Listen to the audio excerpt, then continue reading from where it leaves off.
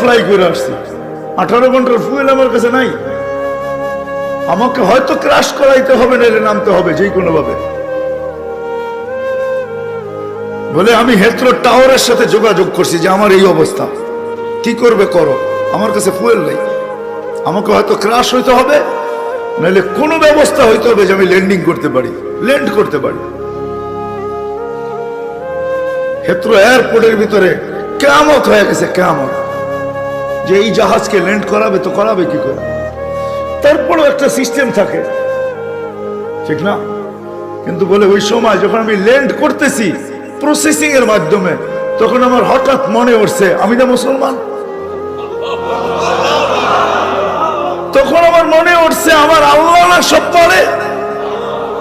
বলে আমি চিৎকার দিছি ককপিটের ভিতরে, আমার আল্লাহ সব পারে বলে বটনে চাপ দিছি, গড়গড়ায় আমার চাক্কা নেমে গেছে। আমি স্বাভাবিকভাবে ল্যান্ডিং করছি। এর আগের কিয়ামতের চেয়ে বড় কিয়ামত হয়ে গেছে।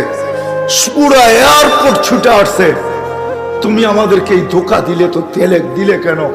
তোমার জন্য হেথ্রো এয়ারপোর্টের মতো হাজারো ফ্লাইটকে আমরা বাতিল করছি, ডাইনে বামে পাঠায়া দিছি যে অঘটন থেকে বাঁচার জন্য। তুমি তো স্বাভাবিকভাবে ল্যান্ডিং করলে। আমি বললাম যে চেক করো, তারপরে কথা বলো।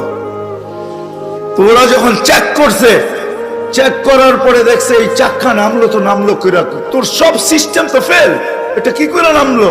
বলে আমি দ্বিতীয়বার দরজার ভিতরে দাঁড়ায় চিৎকার দিছি আমার রব সব পারে। তখন আমি এয়ারলাইন্সের মালিককে, এয়ারলাইন্স চালাদেরকে চাবি বুঝাইয়া দিছি, লও তোমাদের চাবি, 4 মাস পরে চাবি